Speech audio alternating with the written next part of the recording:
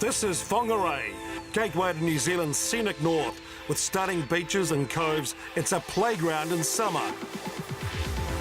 But in autumn, this becomes the ultimate playground for the Brian Green Property Group New Zealand Rally Championship. Rally Whangarei 2017, we've come here with the same attack to be at the top. We've come to win Rally Whangarei 2017.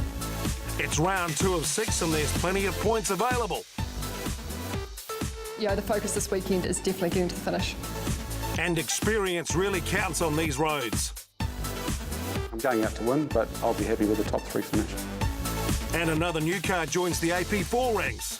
You know, for us, it's about trying to learn the car as quick as we can and be as fast as we can, obviously. I don't like going slow.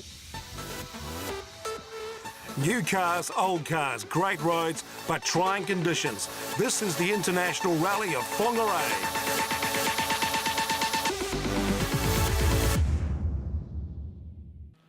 Welcome to the International Rally of Whangarei, round 2 of the Brian Green Property Group New Zealand Rally Championship. And this is New Zealand rallying on show. Our boys and girls against some of the world's best drivers on some of the world's best roads. And this is the opening round of the Asia Pacific Rally Championship as well. Drivers from India, Norway, Finland, Sweden, Japan join our Kiwi drivers. This year in the NZRC, the big hype is on these new AP4 rally cars. We've still got our trusty old Mitsubishi Evo 10. We think it's just as good as these new cars. We've proven it, the speed's there. Last year at Whangarei, we were right there at the top, winning day 1 from the start of it. So it shows that this old girl still got it. Best part about this car is this year we've actually improved the car and made it even faster and handle better. So it's going to be cool this year going against all these new AP4s. Another new one debuted at this event. So we really want to give it to them and beat them out there on these stages. And Greg Murphy makes his debut on the AP4 Holden Barina. I'm doing it really because I can't stop driving a rally car. I just love it. I've fallen in love with it, and it's a passion now that every time we come to an end of a stage, and as long as you've got to the end of the stage, you're sort of like, wow, you know, I just want to do another one. You get to an end of a rally and you want to keep going. And you know, I think rallying is a form of the sport where the driver plays such a big part of it. You know, we've got some amazing cars out there, and all of them are slightly different in many ways. But I think the drivers make the big difference, and you know, so much of it is about what you do. And what I'm doing is going out there and enjoying what I'm doing. I'm not trying to become a professional rally driver. You know, I'm here to be a part of the Rally Championship and part of rallying in New Zealand and take in all these amazing events that happen and be a part of it and hopefully support it and grow it. This is also the much anticipated world debut for the Audi S1 AP4, built in New Zealand for Dylan Turner. Audi for me is the brand. You know, it's been a road car that I've had for many, many years. And you know, you go back to 1993, which was the last time that the Audi Quattro S1 was rallied in here internationally. And as a kid watching those cars, growing up around those fire-breathing dragons, as they were nicknamed, you know, you're standing in the forest, it's dark, and you just hear this noise coming down. You know, the hairs on the back of your neck stand up, you've got goosebumps. And then all of a sudden it appears around this corner, it breathes fire like a dragon, and it was just, as a kid, I was just like, wow, you know, I want to do that. Our Audi S1 AP4, you know, built to the AP4 platform. We looked at the R5 platform of engine and thought, you know, it's something we want to try and replicate.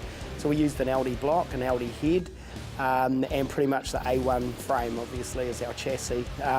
We've got X-Track gearbox and diff, which is pretty much what the R5s run. There's a lot of technology in the car. There's a lot of learning for me to do in the car, but it's an awesome car. It's a car that you have to drive, though. You can't take it too easy.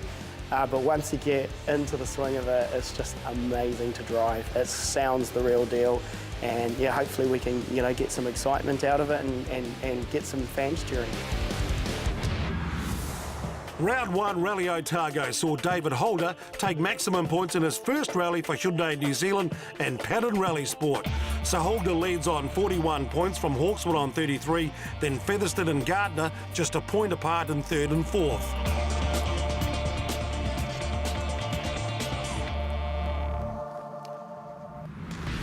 large spectator turnout at Friday night start in the city. Greg Murphy, a draw card for the fans.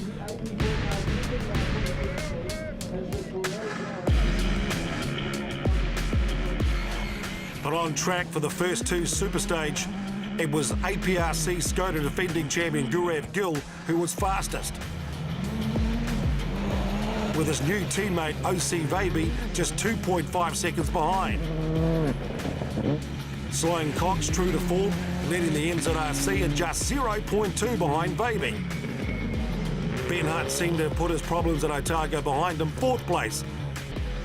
And in 5th place, Phil Campbell making a start to the championship in his Evo 9 Mitsubishi.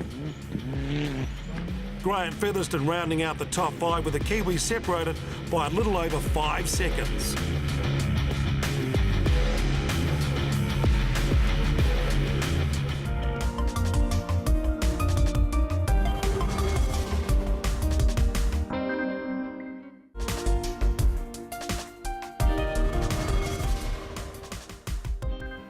Welcome back to the International Rally of Whangarei, an event renowned for its stunning scenic roads. But it's the city itself that has been developing some iconic scenery lately, including the amazing Hundertwasser Art Gallery.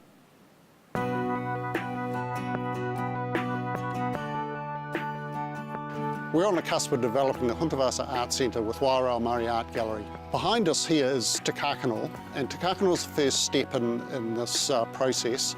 Te Kakano is the test bed for what is going to be the Hundertwasser Art Centre. And over my shoulder here is the building that is going to be converted to the centre. It will contain 2 galleries, the Hundertwasser Art Centre and the Whangarei Art Gallery, which will be the only contemporary Maori art gallery in the world. Karpais are looking forward to seeing that grow over the next few years. Now, the rally headed north of Whangarei for the 29.78 Ripanui stage. Overnight, NZRC leader Sloane Cox greeted with wet conditions after torrential rain and overnight rain hit the area. So, Patrick, already we can see that visibility is going to be an issue for Cox. And Sloane's only a few corners into the stage, and already there is severe mist building up in that screen. They've ripped everything, including the aircon, out of these cars, so Sloane could well be struggling at the end of 30 kilometres in this stage. Still plenty of grip, though, on these amazing roads. Cox, 17 minutes, 22.4, but he has a 10-second penalty after confusion at the service this morning. David Holder had taken it easy on the super stages. He was 10th overnight, but now a chance to see the full potential of his Hyundai i20. And Dave will have a lot of confidence in this car after Rally Otago, but these roads are completely different. Holder faster than Cox by just 1.3 seconds. So now Andrew Hawkswood comes here in 2nd place in the championship. The Mazda definitely a top car on these roads. We had a really good result at Rally Otago, went 2nd place. Didn't quite go to plan.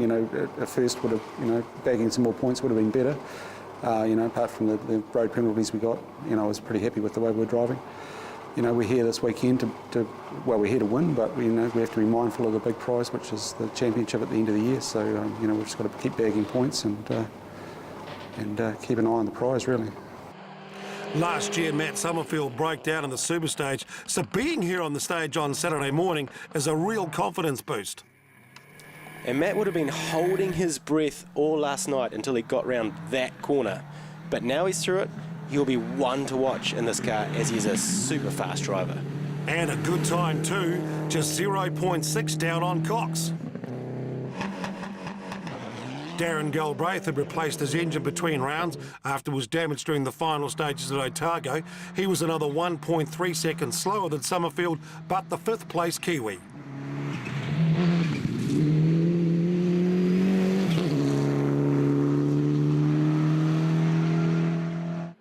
Emma Gilmore came away from Otago with no points, so it's important that she scores here. She has plenty of experience on these roads and with this car. So Rally Whangarei last year we finished 2nd, then we went to Rally Canterbury and we had our first win. So since then, not so good, looking like a racehorse. We've had a 2nd, we had a 1st, and then there's a few X's against our name. So really the secret is we've just got to finish, and yeah, the car's got the speed. No, we can do it. So the focus this weekend is definitely getting to the finish. Well, there's a lot of excitement around this car, I can tell you that. The Audi S1 AP4, built by Choice Motorsport for Dylan Turner. Obviously, I was pretty nervous going into the day this morning, but the car felt good from the first corner. And I think the best and biggest thing about the car is just how stable it is in the high-speed stuff. It just seems to get that grip so quick and so easy. And as the day progressed, we just pushed a little bit harder and harder, and the car just works. If you drive it harder, it works heaps better.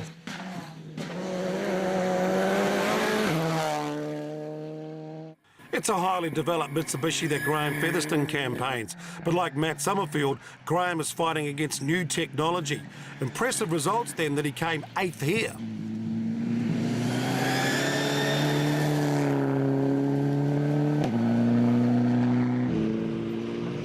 Also looking for a top result, Glenn Inkster. 3 years ago, I started my role with the TV on this very stage. Now we get to go and try for ourselves. It's pretty cool, can't wait.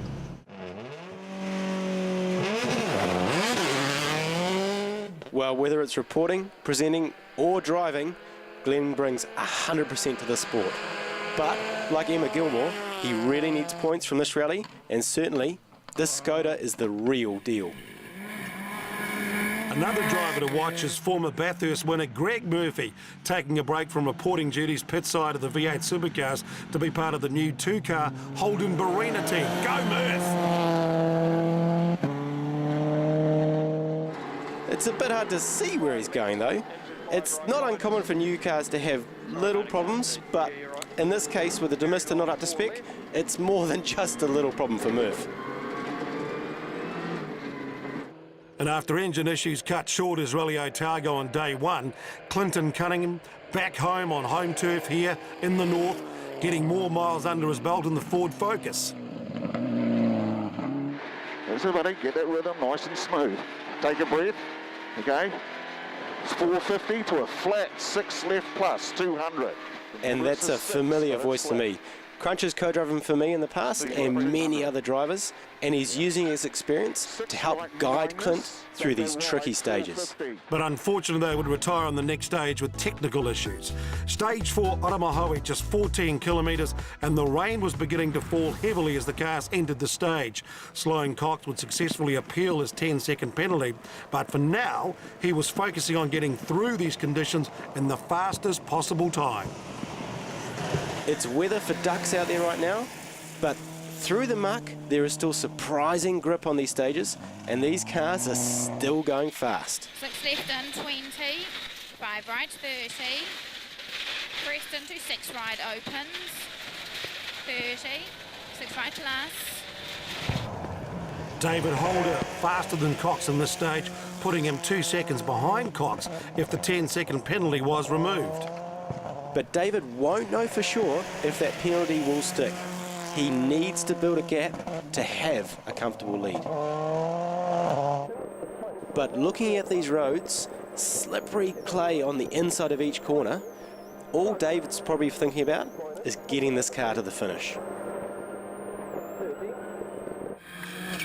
But the stage winner here was Darren Galbraith, making the best of the conditions and putting him up to 3rd in the NZRC as the conditions got worse. In stage 4, the rain really turned up the wick, and it was going along 4th, 5th gear, and it just started raining. I had the window wipers tapped out, and could barely see through them. So it was a bit of a pull it back a wee bit so you can actually see where we're going. But yeah, part of the challenges, and got to the end. So yeah, bit of luck. Emma Gilmore doing her best to get the most out of the Suzuki, despite it sliding wide at the rear over the cambered corners. After the first stage, the car was handling really well. I just felt it was lacking a bit of grip in the rear over some of the bigger cambers, which is quite unique to the roads up here. So I just made some suspension changes, which I can do on the go. So the suspension we have in the car is 3-way adjustable. So I just made a few clicks adjustment to try and improve the grip, but I kind of went the wrong way, which yeah, I don't know. It was the rain. It was just too much to think about. But yeah, but testament to the car and the window we've got it in with it set up. It's still handled well in the slippery conditions, but it probably would have handled better if I'd gone the right way. Dylan Turner moving up to 6th, but these conditions challenging in a brand new car.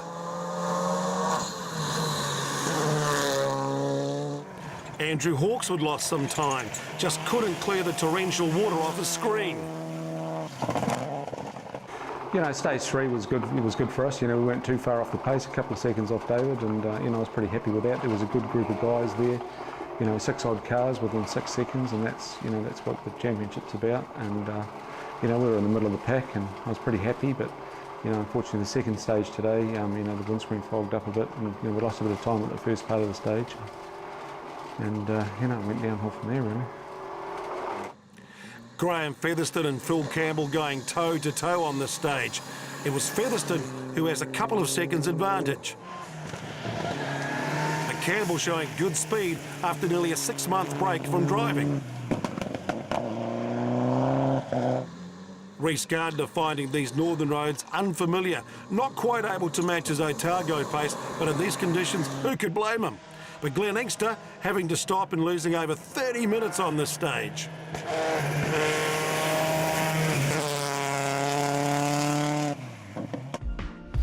So at the refuel stop in Pai here, it's Cox who leads under protest for that 10-second penalty. Holder just behind, Galbraith in third, then Summerfield and Gilmore. Darren trying to tell Dave Holder how to drive that stage fast, eh?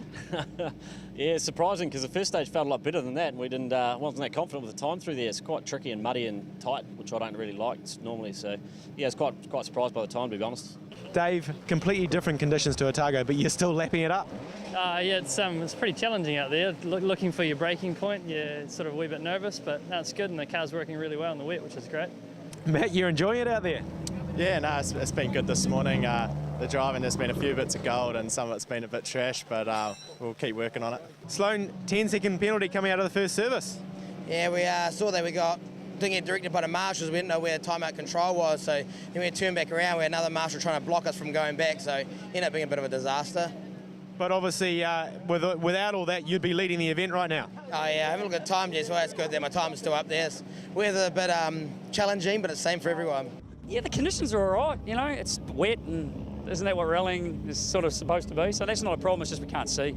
The car's got so much water in it, and it's so hot. It's just fogging up in the first couple of 100 metres of the stage, and then you're looking through little tiny holes for the rest of it. So that's the bit that I'm not liking so much, and so you can't make the most of it, unfortunately.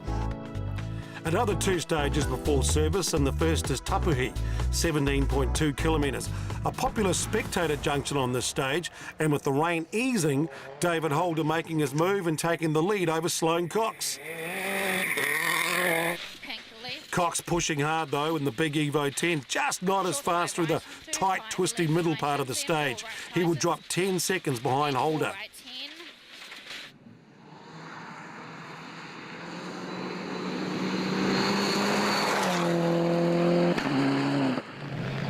Darren Galbraith holding on to third position. He was 10.5 seconds slower than Holder.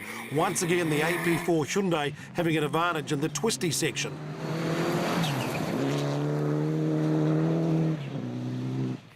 Andrew Hawkswood punctured on this stage but drove out. However, he was passed towards the end by Matt Summerfield, who was probably thankful that the rain meant no dust. And Andrew will know he's bleeding time. He knows this puncture has cost him. But the conditions being like they are, at least both drivers will be able to see each other, because if this was dusty, Matt would be stuck behind Andrew for the rest of the stage. And in these conditions, the challenge is always reading the road, as Emma Gilmore finds out here.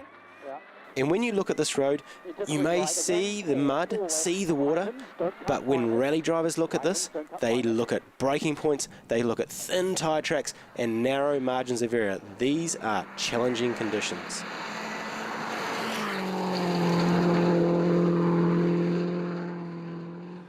Dylan Turner closing to within 5 seconds of Gilmore on the stage. You know what, Brownie? Crowd in the background, Audi flying through here. This feels like the good old days of the WRC again. And long may we bring it back. Stage 6 Helena was the power stage, although a stage with bad memories for Ben Hunt. Helena Bay is my favourite stage in all of New Zealand, but at the same time it's also probably my scariest stage, and every time I say the name it still gives me goosebumps, because obviously last year, 5th stage, big crash, 5.5 Gs, and put Tony and I in hospital and got to ride an awesome helicopter. But, you know, back then, the car, we had the same sort of issues that we were facing at Otago this year. Well, this year, Ben threw it all okay. But big issues for David Holder, who had damaged his power steering at the end of stage 5. The Hyundai proving to be difficult to drive, and he would lose 55 seconds.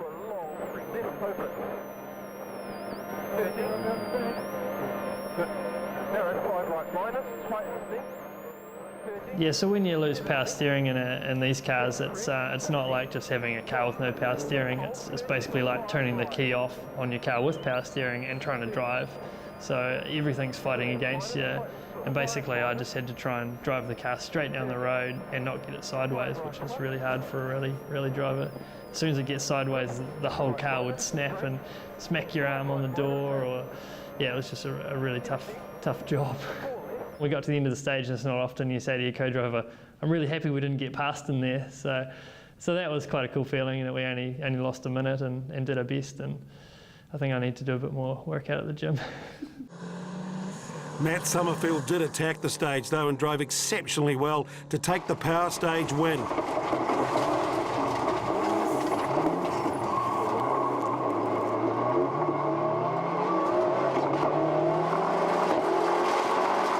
His time, 11 minutes 25.9. Sloane Cox pushing hard too, but his stage time 12 seconds slower than Summerfield, so that puts Summerfield into the NZRC lead by 3.6 seconds. Finish 250.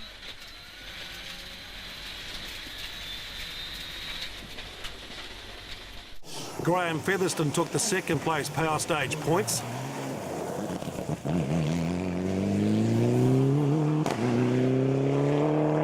Dylan Turner just 1.8 seconds behind him to take third place points.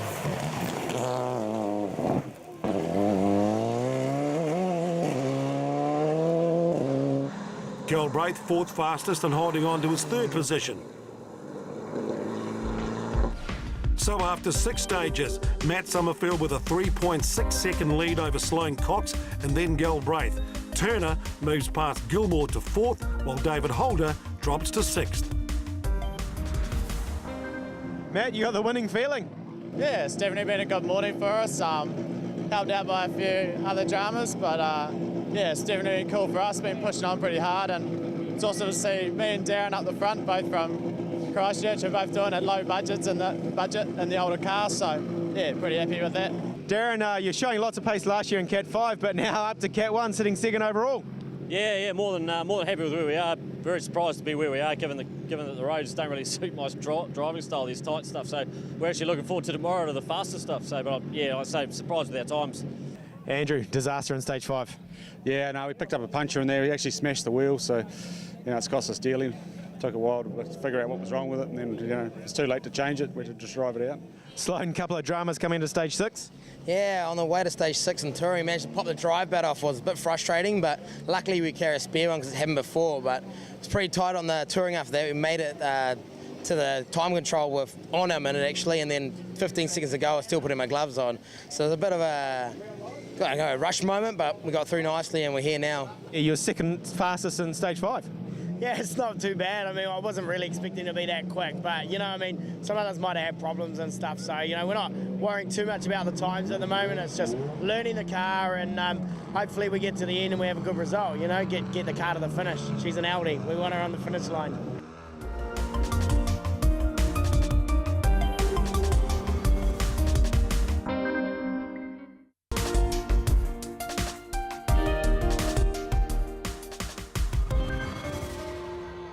One of the most recognisable cars in the rally is Dave Thaxton's blue Subaru, and there's a long connection with the name of the car. I decided to buy Possible Motorsport because it had gone bankrupt essentially, and I go way back with Possum. We learned to drive together, and our kids went to school together. Tom went to school with Taylor. We all lived in Pukekohe and everything, and I was actually helping the previous owner out in the business, and it failed.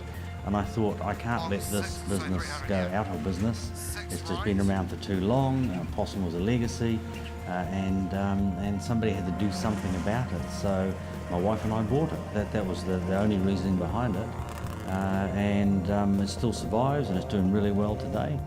And like every father and son pairing, how long will it be before Thomas moves into the right seat? It'll happen one day, you know, there's no rush, it'll come, and I'd quite like to do it myself, you know, buy a little Civic or something along the lines of something I can sort of throw around, and if I bang a few, you know, curbs or banks or whatever, as I'm sure will happen, it's not going to cost, you know, thousands to fix or whatever, you know, it's just going to be sort of stress-free, and while I cut my teeth at it, there's not really too much risk. And talking about young guns, there was a great battle in the young guns of the K2 class.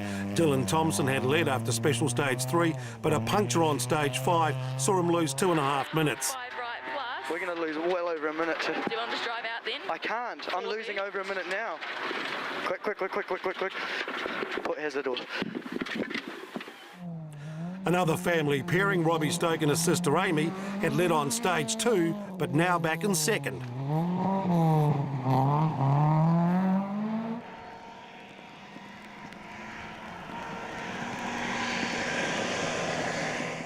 Max Tragilga's taking the class lead after stage 5. But bad luck for Ari Pettigrew, who lost power steering pump on stage 3 and had to retire for the day. Into short 6 And this is another cruel result for Ari.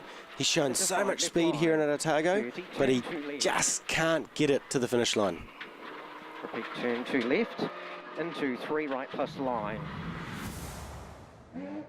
The open two-wheel drive class saw the debut of the RX-8 of Marcus van Klink.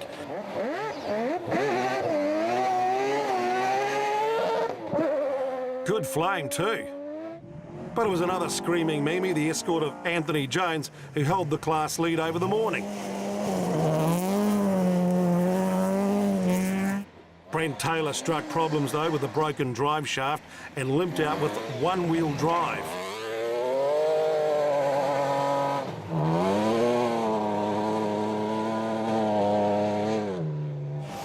Late in the day, Jones and Van Klink also withdrew, leaving the Suzuki Turbo of Jack Williamson the only finisher. As even the Hillman Hunter of Jeff Ward had struck problems on stage 1.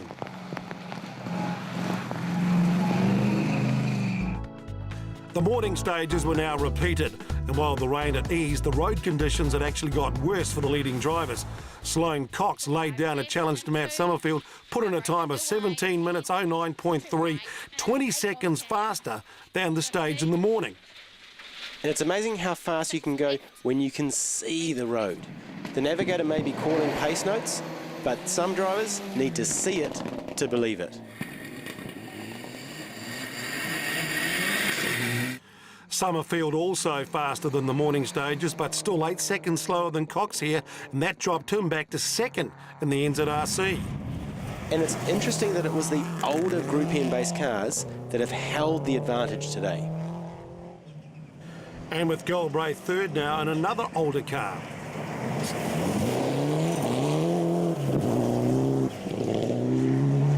But of the new boys, Dylan Turner still fourth. There was an impressive debut for his car, the Audi S1, in such trying conditions.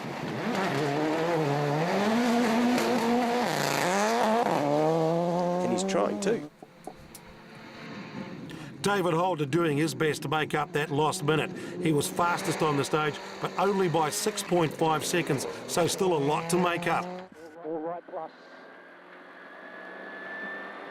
He did make up one place though, as Emma Gilmore hit a rock on the stage.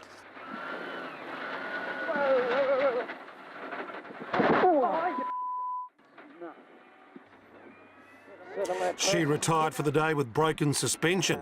She was in good company too with Andrew Hawkswood, also forced to retire with a broken drivetrain. So Dave Strong made the most of his V6 power to move up to 8th.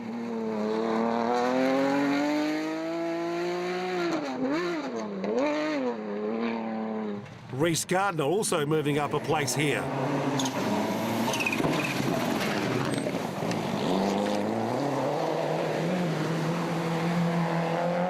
and Job Quantock making his presence felt, moving up into the top 10.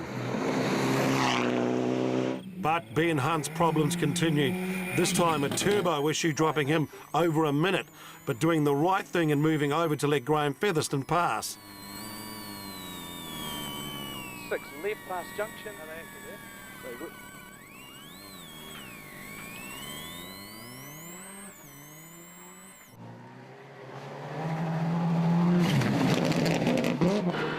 Greg Murphy's team had solved the fogging issue inside the car, but his afternoon was also cut short.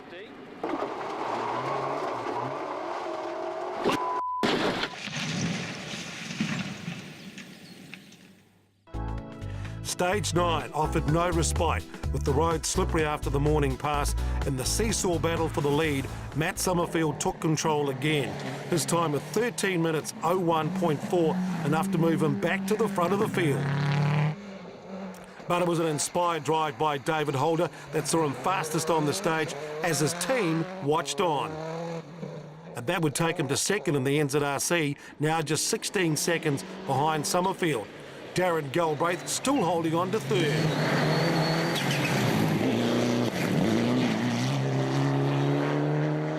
But Sloane Cox losing 23 seconds to Summerfield, and that would drop him to 4th place now.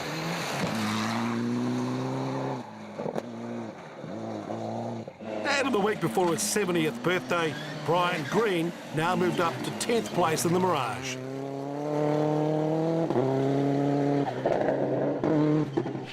And while the conditions weren't ideal for the leaders, they were downright miserable for those in the back part of the field. David Thexton and his co-driver son Thomas really struggling to find any grip, running 35th on the road with rain now started up and light fading. Long 4 left. 5 left, This 60. is the worst. Not the rally, the conditions. And this is worse than the jungles of Papua New Guinea. Like by the time we come through, because we're running about 35 on the road or something, some of the ditches are 12 inches deep. Running down the middle of the road, it's just the worst ever. Horrible, that. The final stage was Helena, and the conditions really worsened, catching out all the drivers as the heavy rain cloud brought on an early twilight. Summerfield made it through to hold the lead, though.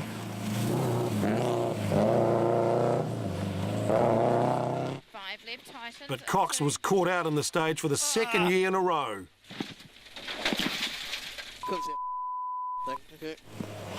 Dylan Turner won the stage, and David Holder retired with engine issues. So Turner moved to second ahead of Galbraith, who was now third. Gardner survived to take 4th ahead of Job Quantock.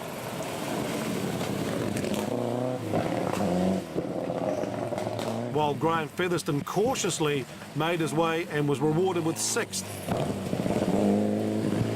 Dave Strong also solid through here to take 7th. And Dylan Thompson showing that in these conditions power isn't everything.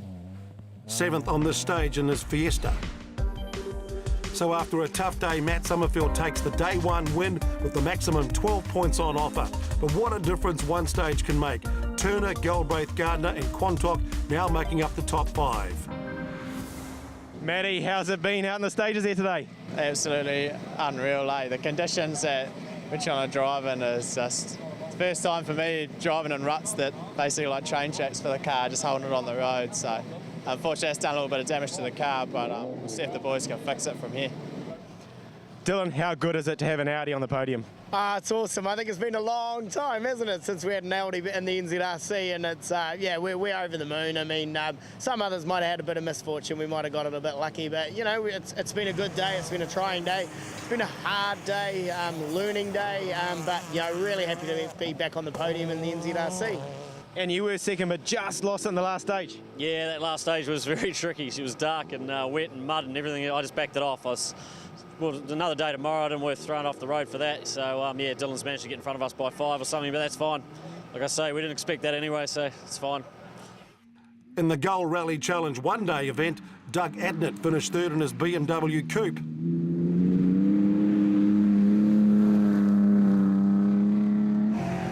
While others fell off the road, Daniel Alexander stayed on it to take second.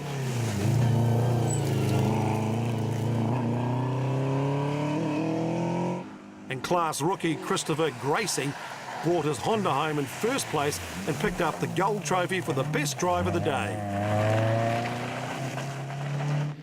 The four-wheel drive division had been dominated by Matt Jensen in his Evo 9 until the conditions got the better of him. Right minus, 50, 4 right. Oh. Oh. Oh. Oh. You're right. Yeah. And that car won't be going any further. That's one way to really stop your rally. And that put Warwick Redford into the lead in the ex-Turner Mitsubishi. Adam Bly in second, just 57 seconds back.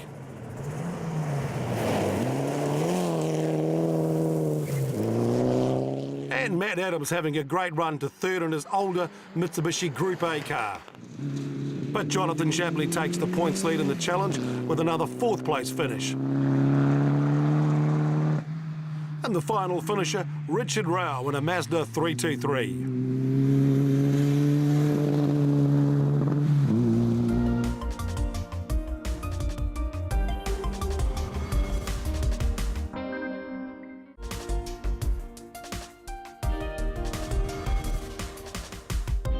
Welcome back to Day 2 International Rally of Whangarei. The weather conditions are completely different, but that doesn't mean the pressure is off. We're talking to Matt Summerfield, rally leader, and mate, the pressure is on for your crew this morning. Yeah, definitely. The boys are going flat out now, trying to change these extractors on the car, so hopefully they're the right ones for a start. We need to get the old ones off the car now and see if we've got the right ones sitting on the bench here to do the job. 10 minutes, guys, 10 minutes. 3 stages today, repeated twice. The first is Waipu Caves.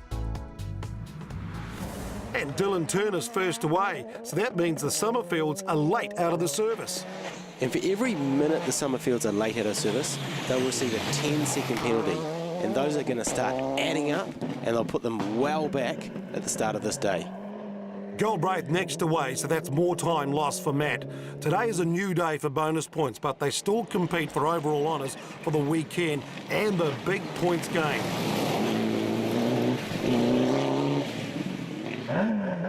So it's Andrew Hawkswood looking to win Day 2 after missing the finish on Day 1. A good start, he was fastest so far. And Andrew is looking sharp, direct, and showing us some masterful driving in this stage. Emma Gilmore also hoping to pick up a day win and some valuable points on the Suzuki. 5 left, hug, 6 And already Emma looks off. Her driving just doesn't have as much purpose as Andrew did. I wonder if there may be a problem in this car. And she was slower too, losing 22 seconds to Hawkswood already. Matt Summerfield finally getting to the start 5 minutes late, so he would carry a 50-second penalty now. Good start though, he was fastest of the stage despite a narrow escape. But with that penalty now, 9th on Day 2 standings, dropped him to 2nd place overall behind Dylan Turner for the weekend. Graham Featherston in a good position to score well overall. He was 3rd on the stage, still top 5. Glenn Inkster also back for Day 2. He'd completed Day 1, but was outside the 30 minutes lateness allowed. And the rules clearly state you cannot have more than 30 minutes lateness at any individual control. But Glenn still completed the day, got some miles under his belt, and he'll be looking forward to putting a good finish in for Day 2. That's it. Good boy. Thank you. Down here we got a Care 5 left. It looks slippy into a 4+ right long. Despite finishing Day 1, Ben Hunt was still down at 27th place. His best hope today was to climb back into the top 10 and score some points. After a disappointing short day on Saturday, Josh Marston had regrouped and was back on the stages in the Barina. But now he was plagued with windscreen fogging up. see. 5 left. And this is the exact same problem that Murph had in the other Holden yesterday. Because if you can't see, you can't drive fast. Over crest. Tightens to 6. Reece Gardner in a good position to score points too, lying 4th overall. Sloane Cox's car only lightly damaged in that unfortunate end-of-the-day crash. He was on the pace straight away and 4th fastest for the NZRC cars, just 5 seconds slower than Summerfield. And 7 left, tighten 6. And 8 right, 10. 6 right, short and... Job Quantock still 6th overall. Good experience before he takes over the Hyundai at Canterbury. He actually led Dave Strong, even though Strong's car suited these conditions with its V6 power.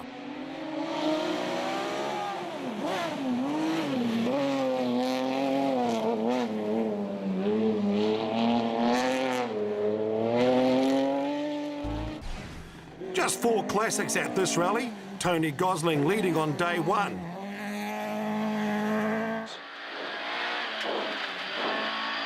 Oh, 5 right. Despite losing his wiper in the rain, he still managed to score a direct hit on the signage on his way to winning the class on both days. Nothing like keeping the sponsors happy. John Silcock not able to match the escort in these trying conditions, so he finished 2nd again.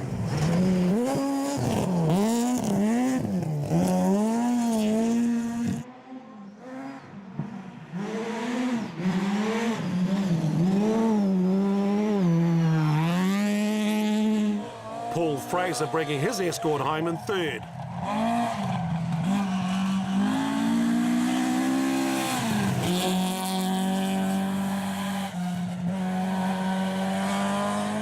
And the veterans of the class, Mike and Helen Cameron, finishing both days in their very original Mitsubishi Lancer.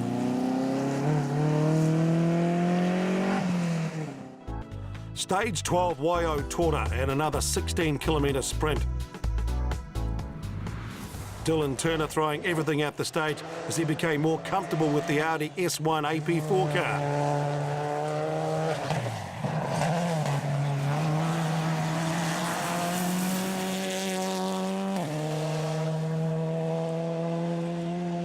But after all his dramas, Summerfield was really determined to get back that rally lead. He'd previously suffered bad luck through mechanical failure, but today there was no stopping the Rangiora kid. 9 minutes, 47.3, enough to take him back into the NZRC lead for the weekend. But it was tight, just 17 seconds separating Summerfield in 1st and Galbraith in 3rd.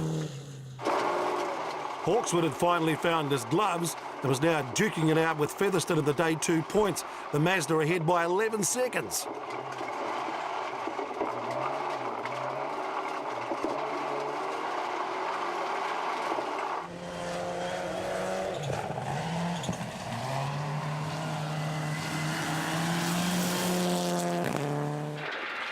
Glenn Inkster was another 9 seconds back in 3rd. That's a blunt 3 minus right.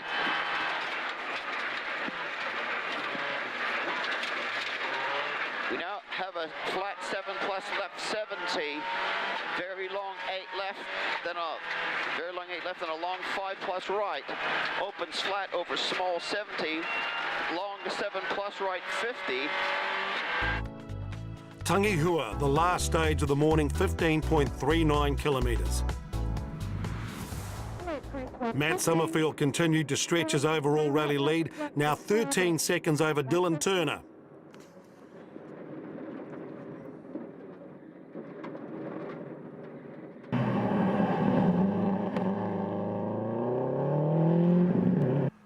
While Andrew Hawkswood extended his day 2 lead, now 25 seconds over Featherston.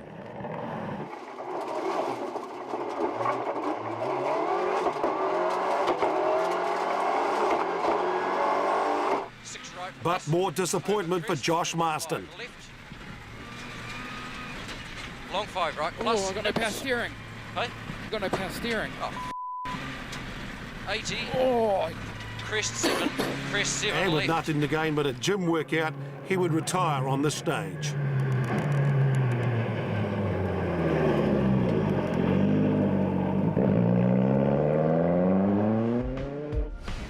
So day 2 standing sees Andrew Hawkswood from Graham Featherston, Dylan Turner passing Glenn Inkster for 4th, but at service the rain is falling again.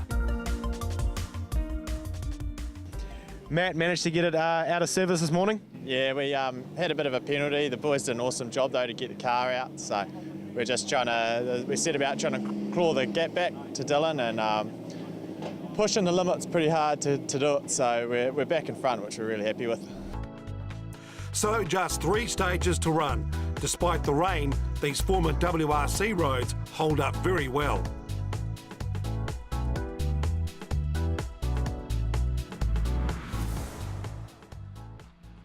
Hawkswood making sure that he would leave with some points in these conditions as AP4 Mazda better suited than Graham Featherston's old Evo 7, and he was able to pull away to nearly 40 seconds for the day. And Andrew's actually built both of these cars, but there's more than a decade between them. And I think the technology in the newer Mazda AP4 is really starting to show. Dylan Turner slowing with a little bit of a brake issue over the afternoon, but he had enough pace to keep hold of 2nd overall in the rally. Summerfield could have been satisfied with the overall win, but on the first stage of the afternoon he pushed and put himself into 3rd for the day, just a 2nd behind Featherston. And it's a big risk for Matt to be pushing this late in the rally, but it is a strategic move. He will be thinking about the points and about the whole championship. And you were right too, Paddy, because it turns out that Emma Gilmore had a steering rack issue, a result of her day 1 crash, and that slowed her through the afternoon. 80 straight 2, 7 right. Sloane Cox able to pass Gilmore and move to 4th for the day. But more bad luck for Glenn Inkster. Another engine issue seeing him retire. While Brian Green also retired after breaking a drive shaft. RE Pettigrew repaired his car for day 2, so important for these young drivers in the 2-wheel drive class to get as much experience as possible. He finished the day despite this moment. 1 right, 30. Oh, and that's a classic front-wheel drive error. But he's got enough sense to keep the boot in it and drive his way out. Really was a learning curve for the youngster. Robbie Stokes was 3rd in class until the penultimate stage when his suspension broke.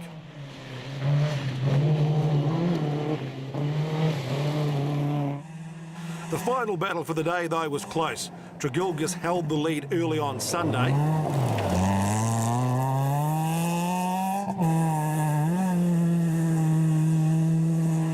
But was overhauled by Dylan Thompson late in the day. Thompson taking the class by 11 seconds.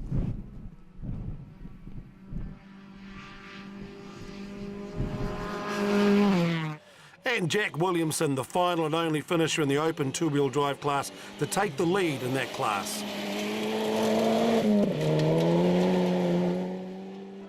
So one final stage and a fitting finish to the rally of Whangarei, which had seen its share of highs and lows. Andrew Hawkswood taking day 2 honours and probably disappointed not to have been fighting for the overall victory. But it's been 18 months since Matt and Nicole Summerfield scored their first championship rally win, and they had fought hard here, overcoming mechanical issues but holding on for a popular NZRC round victory.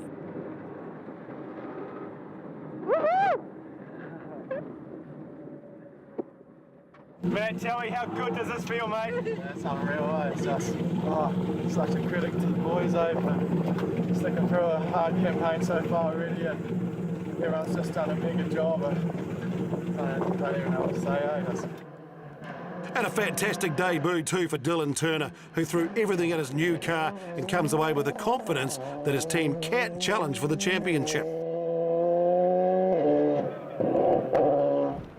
With a patched-together engine which was drinking water, Darren Galbraith showed great patience to hold his car together for 3rd place.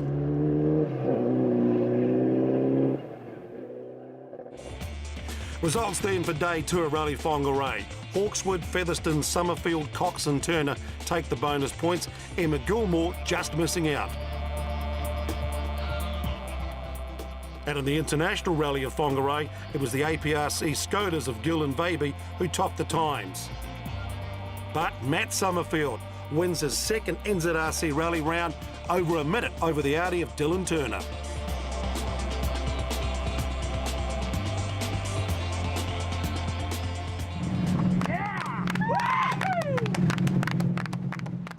Stunning result, mate. Yeah, unbelievable. Just a massive credit to the team for sticking through. It's been a while since we had the win in 2015, so to come up here, it's just a bucket list to win this rally, and yeah, just can't thank the guys enough. Awesome result. And to claw back to third for the day as well, absolutely great. Yeah, it was a bit of a surprise. We just focused on the battle with Dylan, and third for the day was a result of that. It's awesome. Let's see what that does to the points then. Graham Featherston now leads on 51 from Summerfield, Dylan Turner moving up to third, and Reece Gardner in fourth. Remember, for full rally results, go to chrissport.co.nz. And next up, we're back down south to Christchurch for the Lone Star Rally of Canterbury, the first of our one-day sprint events. We'll see you then when we get it sideways.